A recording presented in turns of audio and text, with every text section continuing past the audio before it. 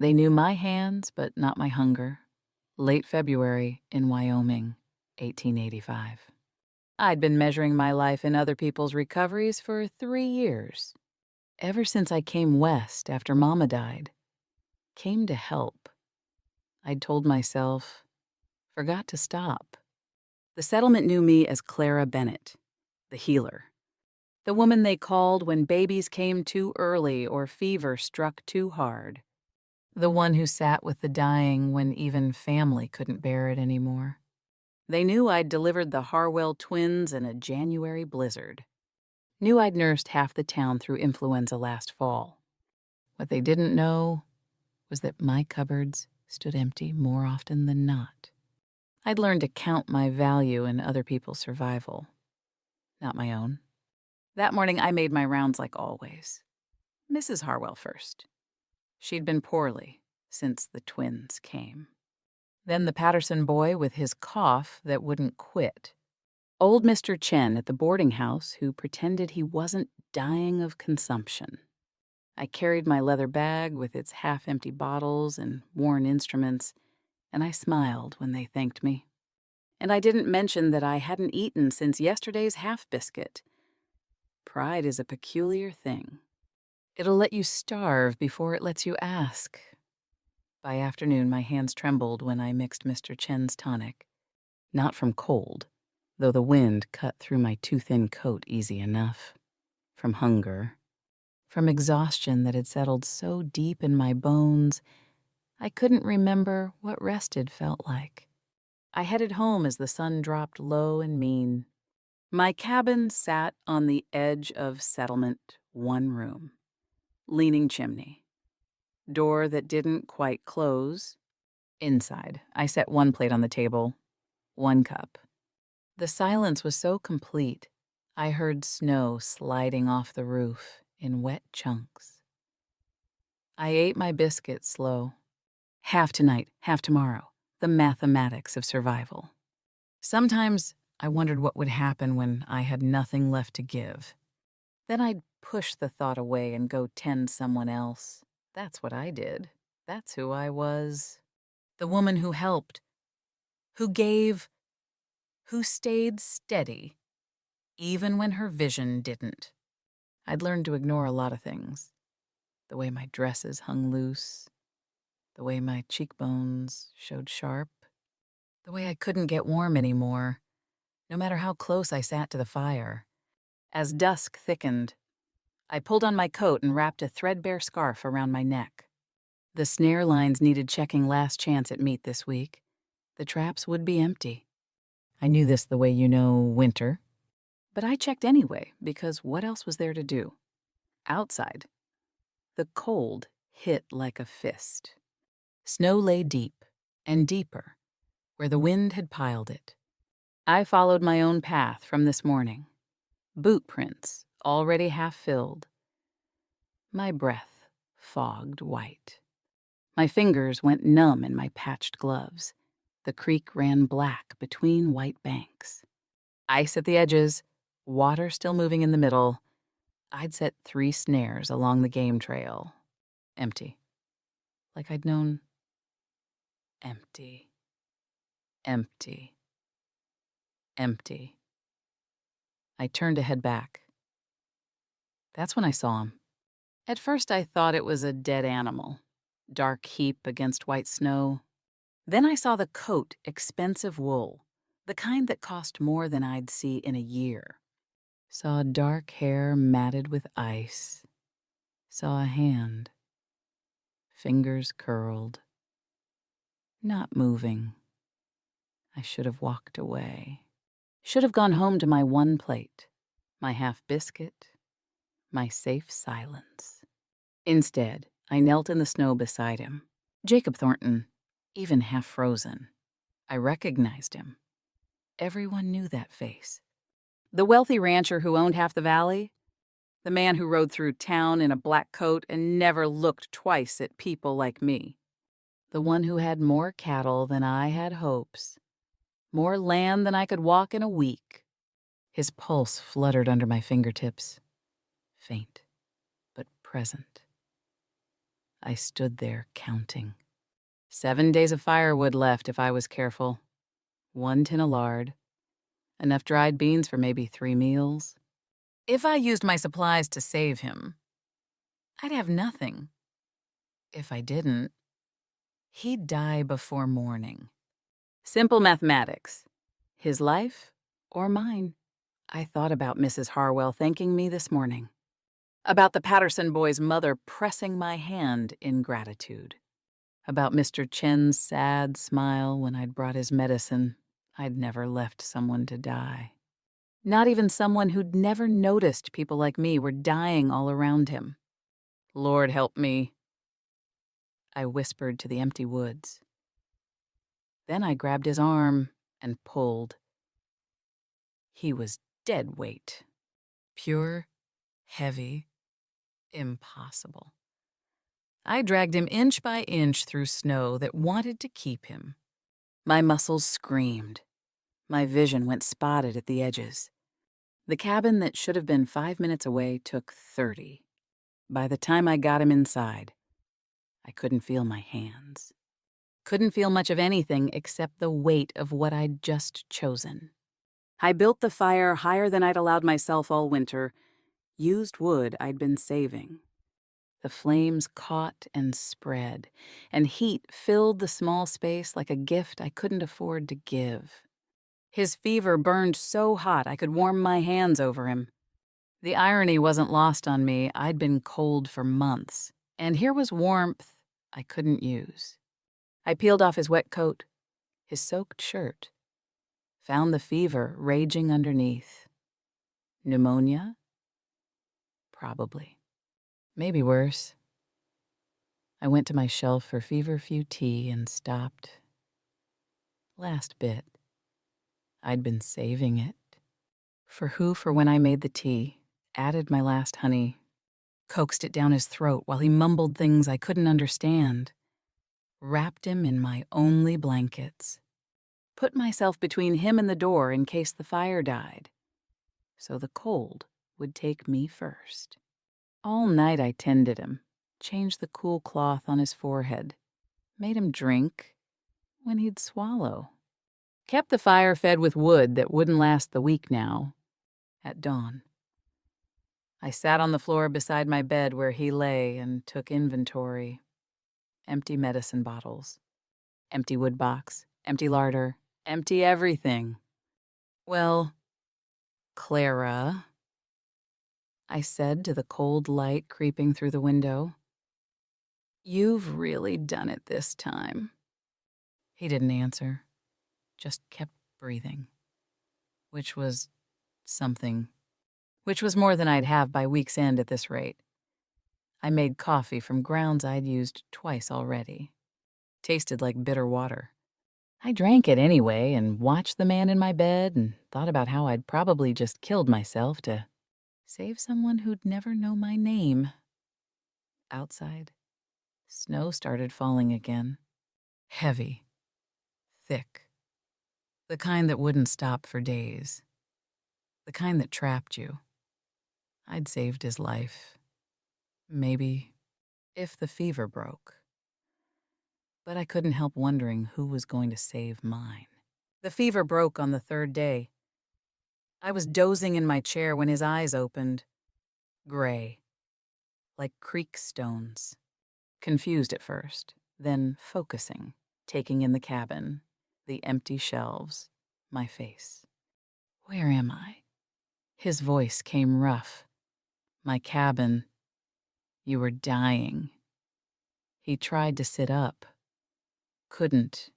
Fell back against my pillow, only pillow, breathing hard.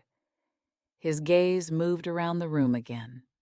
Stopped on the bare shelves, the empty wood box, came back to me.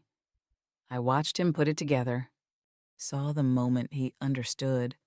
What have you done? I didn't answer. Didn't need to. The evidence spoke plain enough. He closed his eyes. You used everything. You were dying, I said again. Like that explained it. Maybe it did. You don't even know me. I know you're Jacob Thornton. I know you were frozen in the snow. I know I couldn't leave you there. I stood, moved to the stove even though there was nothing to cook. Needed something to do with my hands. That's enough to know. Silence. Then, let me pay you. No. Miss Bennett. Clara Bennett. And I said no. My voice came sharper than I meant. I'd taken charity once. After Mama died. The shame had burned worse than hunger. I wouldn't do it again. He looked at me long and quiet. Something in his face shifted. Then let me stay until I'm strong enough to leave. You cook what I pay for. Call it work if that makes it easier. I turned from the stove. I don't take charity. It's not charity if you're working. He met my eyes. Is it? I wanted to say no. Wanted to send him away soon as he could walk. Get back to my safe solitude where I didn't owe anybody anything. But I was so tired, so hungry. And he was offering trade, not pity. 2 weeks, I heard myself say. You'll be well enough to leave by then. Deal. We shook on it. His grip was weak. Mine probably was too. Outside. Wind picked up, howling around the eaves. That afternoon, the blizzard hit in earnest. Snow piled against the door. The world disappeared into white. I watched through the window as the drifts climbed, and I thought about the 2 weeks I'd promised. Didn't matter now. We weren't going anywhere. We were trapped. Together. And I didn't even know this man beyond his name and reputation. Didn't know if he was kind or cruel, honest or not. I just bet my life he was decent. Miss Bennett. I looked over. He'd propped himself up on one elbow, watching me at the window. It's just Clara, I said. Jacob. He nodded toward the door. Looks like you're stuck with me longer than 2 weeks. Looks like. I'm sorry. I studied him. He meant it. I could see that much. Sorry for being sick, for taking my supplies, for being here at all. I should have been angry, should have resented him, but I'd made my choice 3 days ago in the snow. Don't be sorry, I said. Just get well. He lay back. Yes, ma'am. Outside. The storm screamed.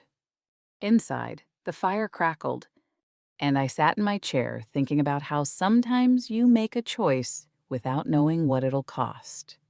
How sometimes you just have to trust it'll be worth it. I'd saved his life. Now we'd see if he'd help me keep mine. The first week we moved around each other like strangers in a dance we didn't know. Careful steps. Polite distance. I cooked what little the supplies he'd paid for provided. He stayed out of my way, sitting by the fire, reading a book he'd had in his coat. Poetry, not ledgers. That surprised me more than I wanted to admit. I noticed other things too, though I tried not to. How he made his bed every morning with military precision. Corners tight. Blanket smooth. How he split his coffee exactly even with mine. Though I made it. How he never complained about the cramped space or the simple food. You don't have to do that, I said one morning, watching him fold his blanket for the 3rd time. Old habit, he looked up. Army. Long time ago. You were a soldier. For a while. He set the blanket aside. Before I inherited the ranch. Before I became the man everyone knows and no one talks to.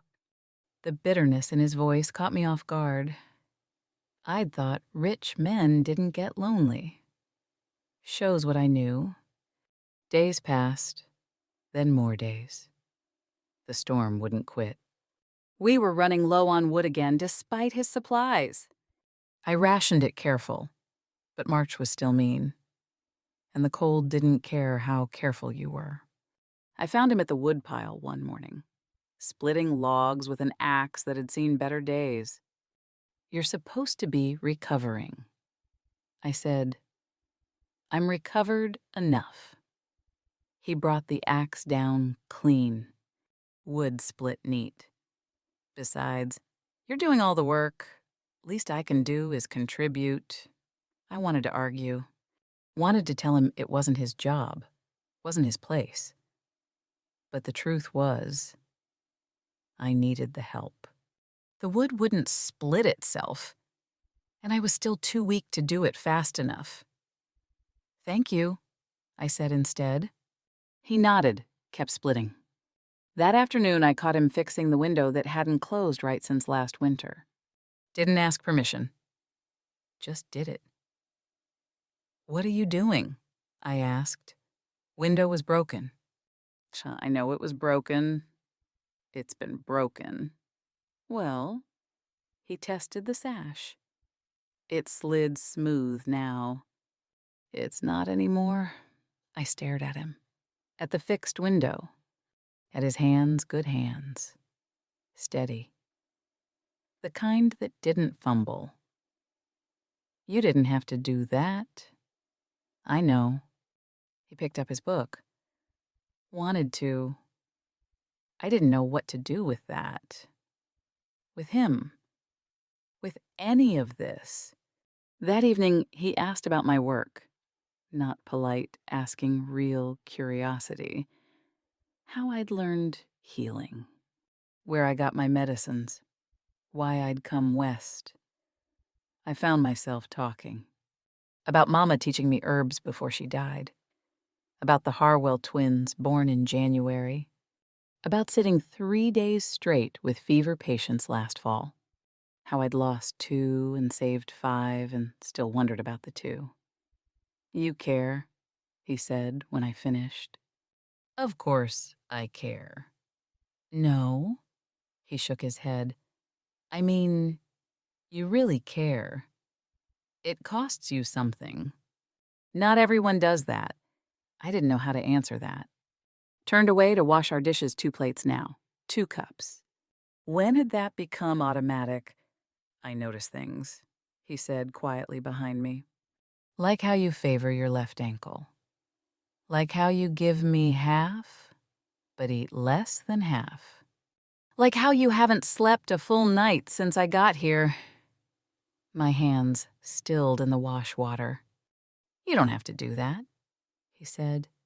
"Take care of me at your own expense. I'm well enough now."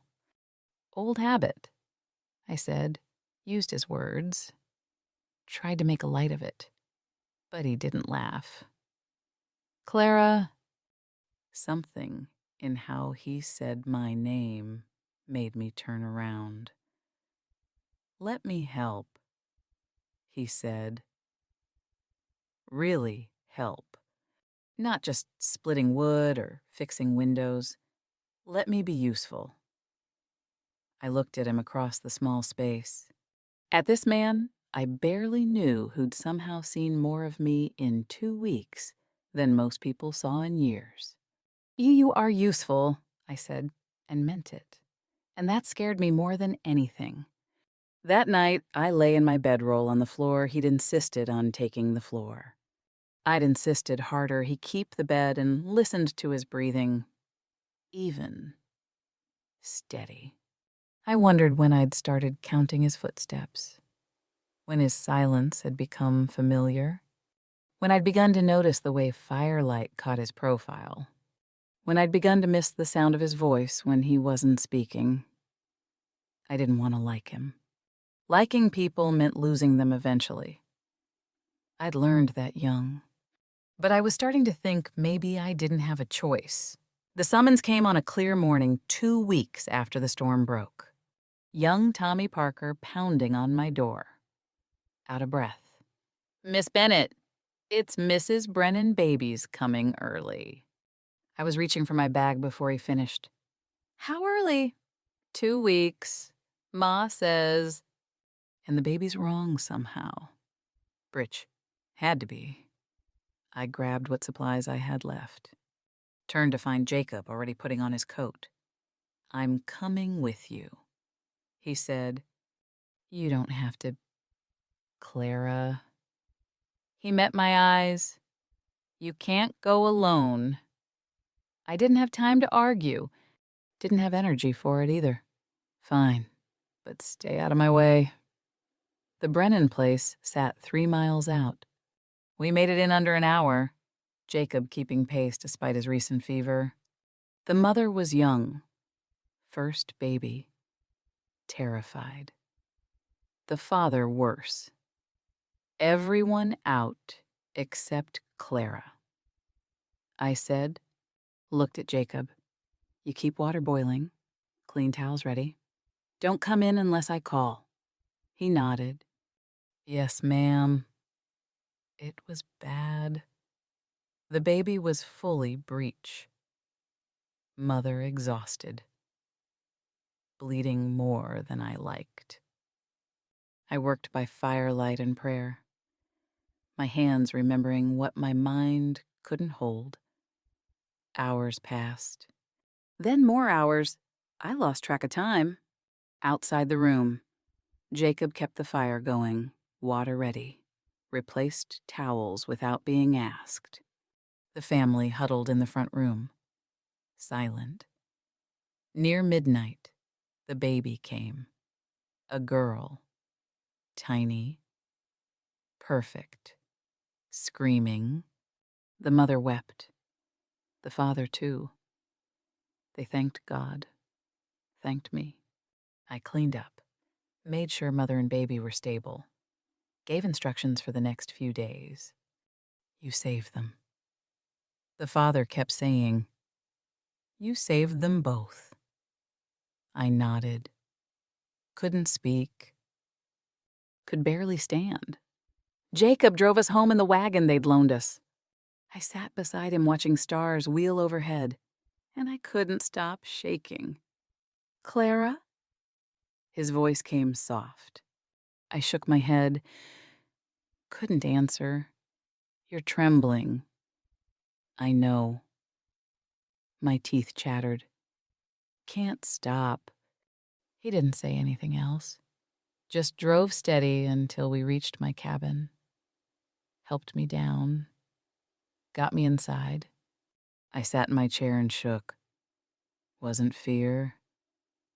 Wasn't cold. Was just everything leaving at once.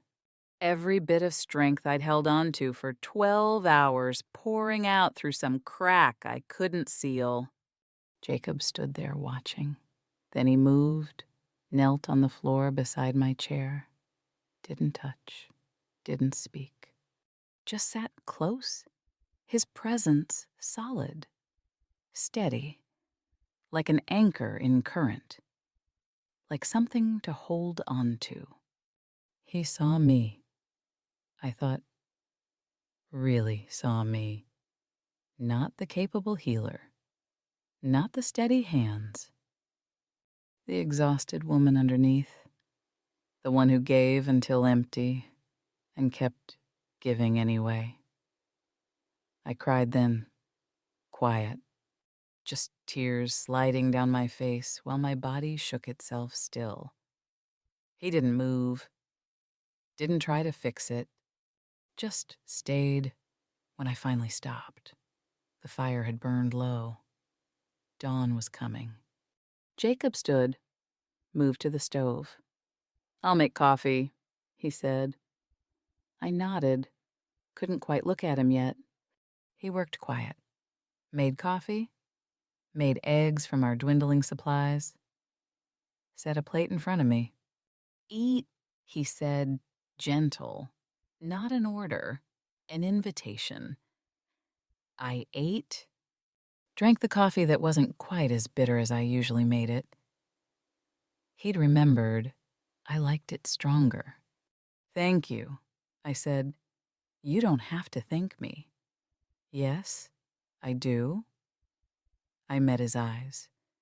"You stayed. You helped. You didn't make me feel small for breaking." Something crossed his face. "You're the least small person I've ever met." Clara Bennett. My chest went tight. I looked away, looked at my empty plate, and thought about how I couldn't remember the last time someone had stayed just to stay. Had helped just to help. Had seen me crack and not thought less of me for it. This was dangerous. This feeling. This wanting someone to see me. To stay. To care. But I didn't tell him to leave.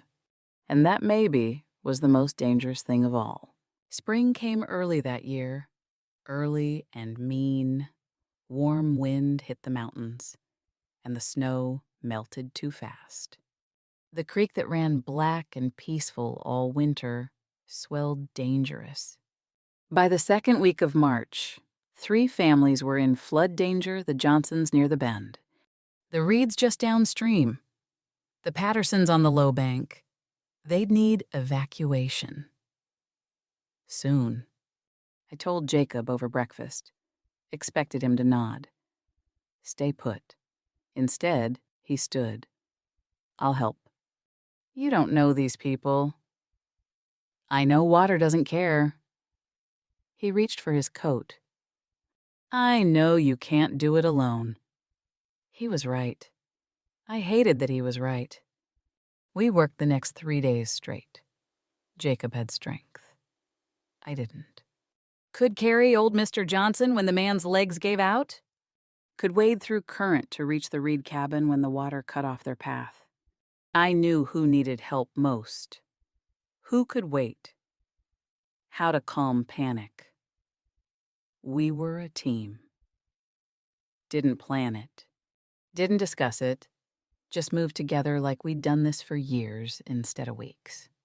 The Davies next, I'd say, and Jacob would nod, already turning that direction. "Mrs. Patterson's got medicine she needs." He'd call, and I'd be headed to fetch it before he finished. By the 3rd day, everyone was safe. Everyone except me. I felt the cold settling into my chest that night. By morning, I had fever. "No," I said when Jacob tried to make me stay in bed. "I'm fine." "You're not fine. You're burning up. I've worked through worse." "Clara?" He stood between me and the door. "Stop." I swayed. The room tilted. His hand caught my arm. "Let me help," he said. "I don't need—" "Yes, you do." His grip was gentle, but firm. "For once in your life, let someone take care of you." I wanted to argue, wanted to push past him, but I couldn't. My legs wouldn't hold. My vision was going gray at the edges. He caught me when I fell. The next days passed in fever dreams. Jacob's voice reading poetry out loud. Cool cloth on my forehead. Water coaxed between my lips. The same care I'd given him. Returned. I hated it. Hated being weak. Hated needing. Hated that he saw me like this. Useless. Helpless.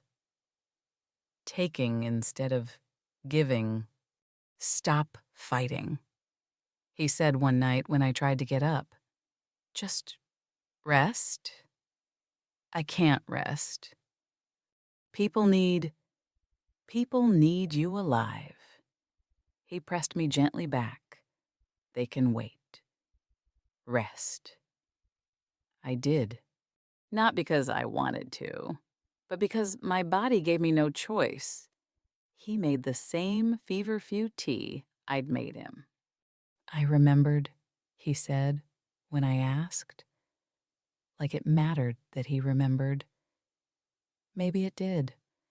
Slowly, the fever broke. My lungs cleared. Strength crept back. And through it all, Jacob tended me without making me feel small for needing it, without acting like I owed him. Just cared, simply like it was easy. Why? I asked one evening. Why do you stay? He looked up from his book. Where else would I go? Your ranch, your life. Back to being Jacob Thornton, the wealthy rancher. That man's lonely, he said quietly. Has been for years. This here I'm not lonely. I didn't know what to say to that. Turned away before he could see my face. But that night, falling asleep, I thought about what he'd said, about loneliness, about how maybe strength wasn't only in giving, maybe it was also in receiving. In letting someone close enough to help, I didn't believe that yet. But I was starting to wonder if I should. Recovery meant reckoning. I was well by the first week of April. Snow was mostly gone. The world was thawing, and Jacob's ranch needed him. I should head back soon, he said one morning, casual, not looking at me. I've been gone almost 2 months. My foreman's good, but there's only so long a place can run without the owner. Of course, I poured coffee, kept my hands steady. You have obligations. Clara, I didn't look up. Come with me. The cup nearly slipped from my fingers. What, come to the ranch? There's plenty of room. You could keep your work. I'd make sure of it. He was talking faster now, words tumbling out. You could have your own space. We could. No. Silence. No. I said again. Set down the cup. Made myself look at him. I can't. Why not? Because I'd lose myself. Because I'd become his wife. Not Clara, the healer. Because I'd watch Mama disappear into being someone's wife and swore I'd never do the same.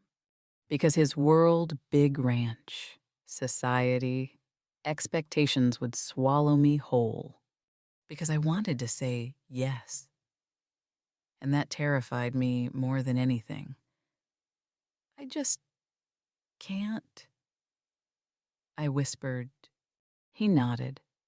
All right. That was all. No pressure, no argument, just acceptance. It made everything worse. That night I couldn't sleep. I lay in my bedroll staring at the dark ceiling and listing all the reasons why leaving with him was impossible. His wealth would separate me from the people I served. His life would have expectations I couldn't meet. I'd lose Clara Bennett and become Mrs. Thornton. Whoever that was, I'd lose myself. By dawn, I'd made my decision. I'd run before. Could do it again. I owned almost nothing easy to pack. I'd head to the next settlement. Start over. Better to leave now than wait until leaving got harder. I stuffed my few possessions into my bag. Dress, spare shift, medicine supplies, Mama's Bible. Everything I owned fit in one canvas bag. Makes running easier. Traveling light. I'd learned that young, too. The sun was just touching the horizon when Jacob found me. Saw the packed bag. Stopped in the doorway. You're leaving, he said. Yes?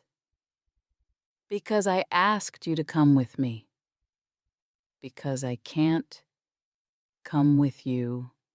My voice cracked. I can't be what you need me to be.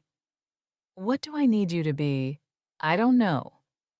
Some rancher's wife, someone who knows which fork to use and how to host society dinners. Someone who has time for that instead of sitting up all night with sick children. I was talking too fast now. I'd lose myself. Jacob. I'd disappear. What if you didn't? He stepped inside. What if you could be both? That's not how it works. Why not? Because, Mom, I stopped. Couldn't find the words. What if, he said slowly, we built something different? Not me fitting you into my life. Both of us building a new one. You don't understand.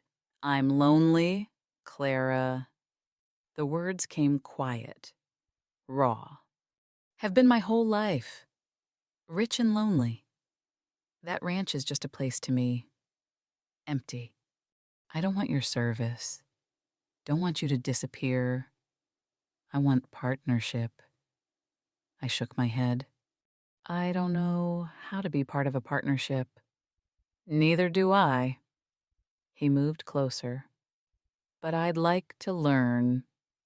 If you would, what if I forget who I am? Then I'll remind you. He was close enough now I could see the gray in his eyes, like creek stones in spring. And you'll remind me. That's what partners do. We stood there as sun filled the cabin. My bag sat by the door like a question. His offer hung in the air like hope. I'm scared, I whispered. Me too. Of what?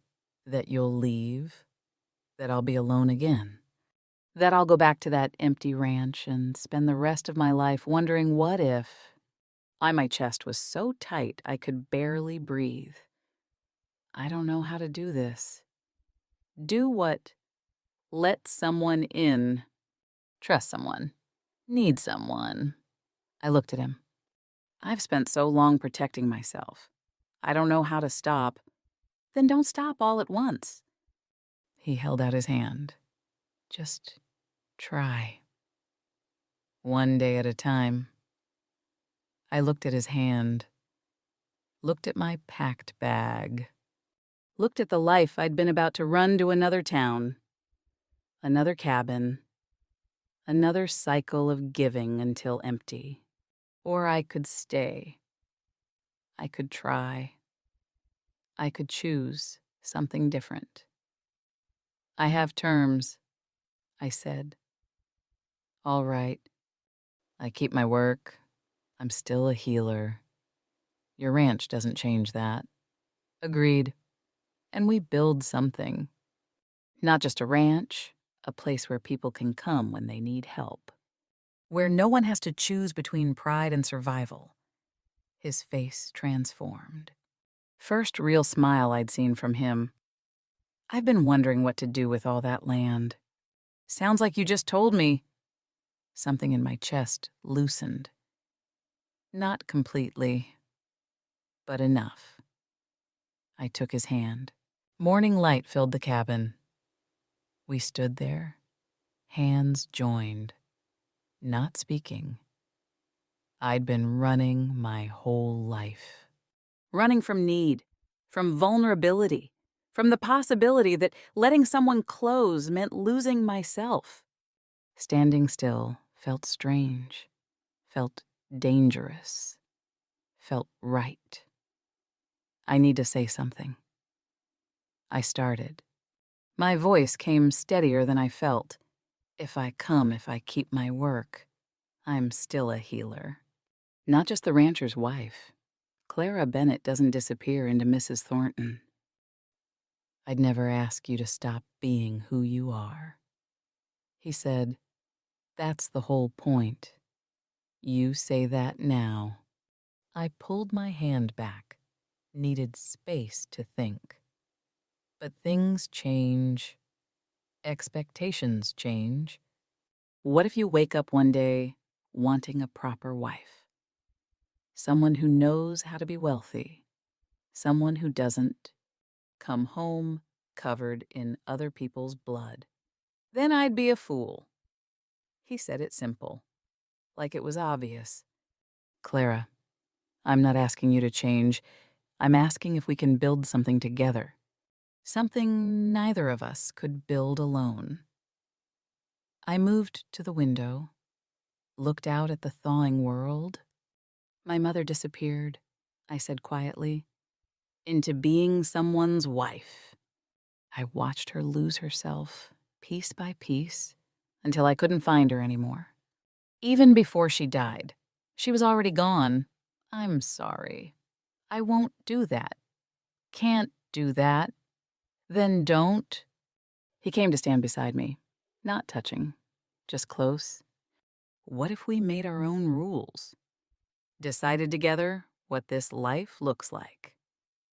I turned to face him. You do that, build something new, instead of fitting me into what already exists. I want to. He met my eyes. That ranch, it's just property to me. Just land and cattle and emptiness. I inherited it. Never chose it. Never made it mean anything. He paused. But we could, together, make it mean something. What would that look like? I don't know. His honesty surprised me. But I have ideas. If you want to hear them, I nodded. Guest cabin, he said, for families who need refuge. Bigger kitchen for community gatherings. Your herb garden as large as you want it. You keep healing. Keep being exactly who you are.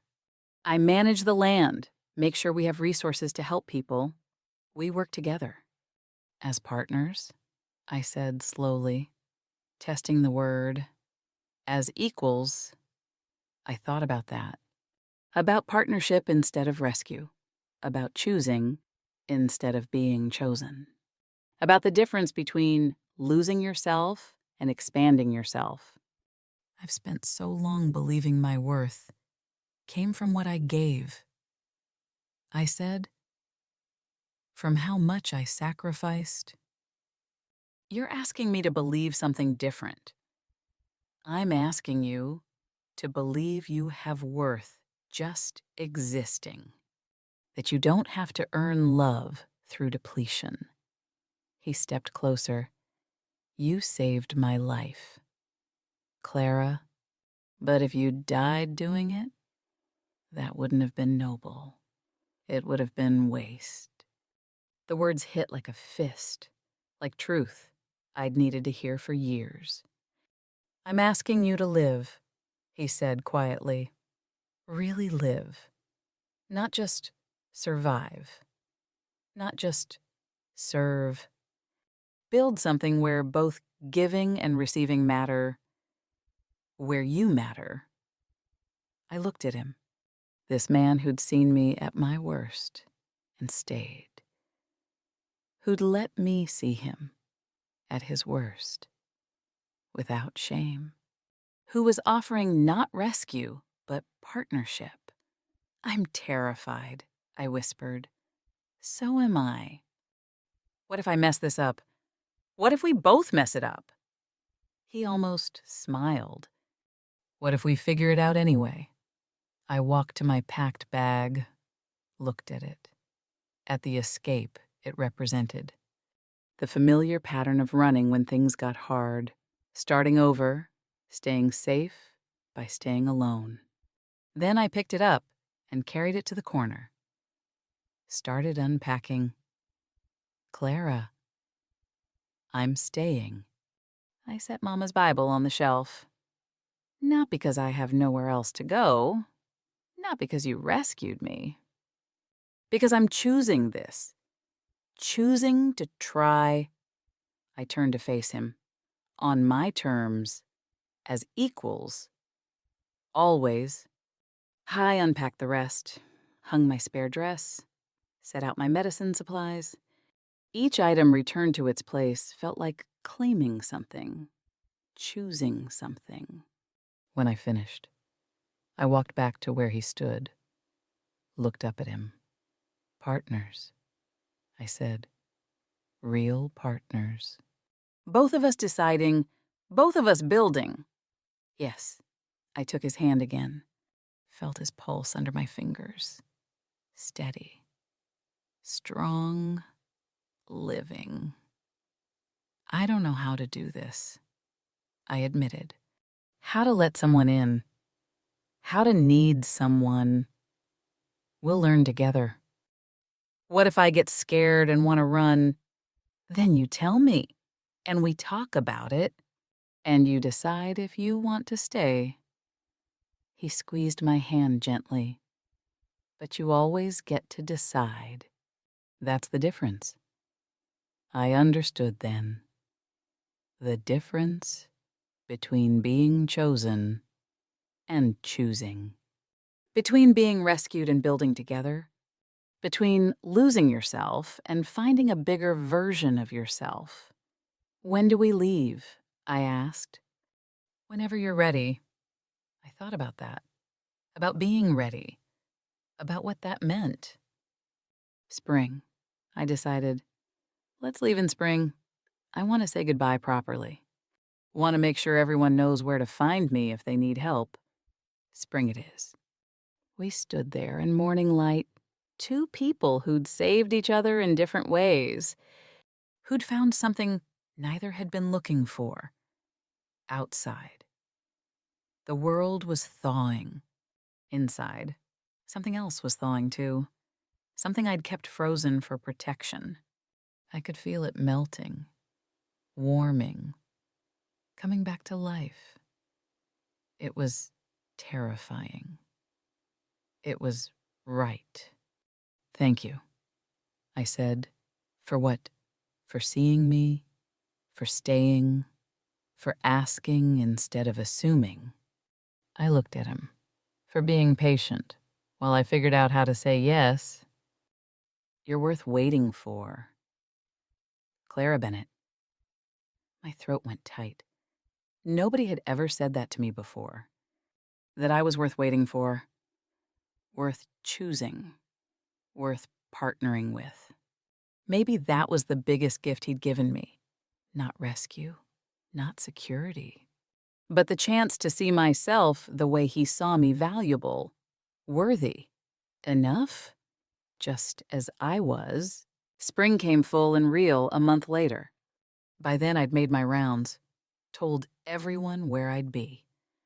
Promised I'd still come if they needed me. The settlement seemed half pleased, half worried. But Mrs. Harwell smiled, knowing. About time, she'd said. You've been giving yourself away in pieces for years. Clara, maybe now you'll keep some for yourself. The ranch sat in a valley I'd never seen before, larger than I'd imagined. But Jacob was right. It was just property. Just land waiting for meaning. We gave it meaning. First thing we built was the guest cabin. Not large, but solid. Warm. A place where families could stay when they needed refuge. When pride and survival didn't have to be enemies. My herb garden came next. Started small, but I had plans. Had space now. Had resources. Could grow medicine for the whole region if I wanted. And I kept healing. Kept delivering babies and sitting with the dying and mixing remedies for fever. But differently now. With support.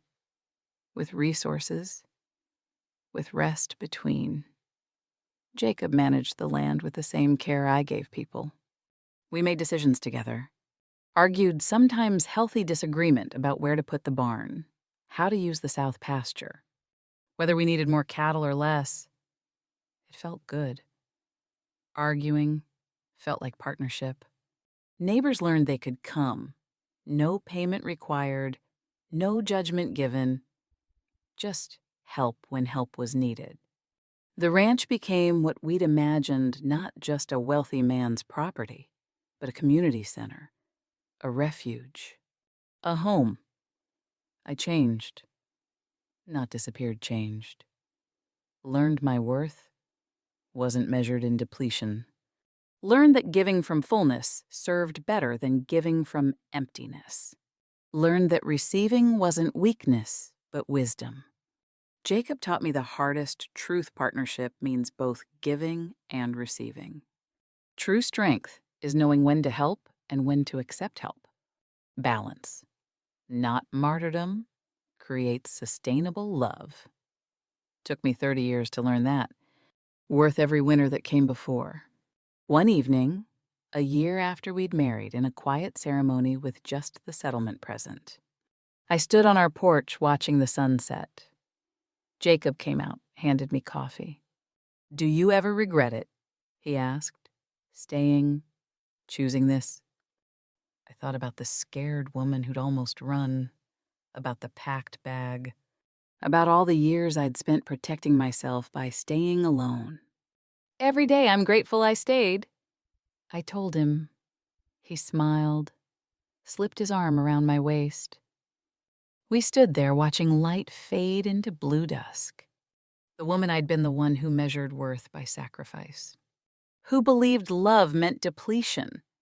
I understood her. She'd done the best she could with what she knew. But I wasn't her anymore. I was Clara Thornton now. Still a healer, still giving, but also receiving. Also resting. Also building something that would last because it was built on balance, not burnout. "The snow melted long ago," I said, leaned into Jacob's warmth. "But what we built in that winter, that's forever." He kissed the top of my head. Didn't need to answer. We both knew. I'd found him collapsed in snow, burning with fever. I'd used my last resources to save him, and in return, he'd shown me how to save myself. Not through rescue, through partnership, not by changing who I was, by becoming more fully myself. The life we built wasn't perfect. We still argued about small things, still had hard days, still faced winters, literal and metaphorical. But we faced them together, and that made all the difference. I sipped my coffee, watched stars begin to appear, felt Jacob's presence beside me, steady as stone, felt the life we'd chosen settling into place around us. Some people save your life by pulling you from danger. Others save your life by showing you how to live it. Jacob did both, and I'd learned to let him. Learned to receive as well as give.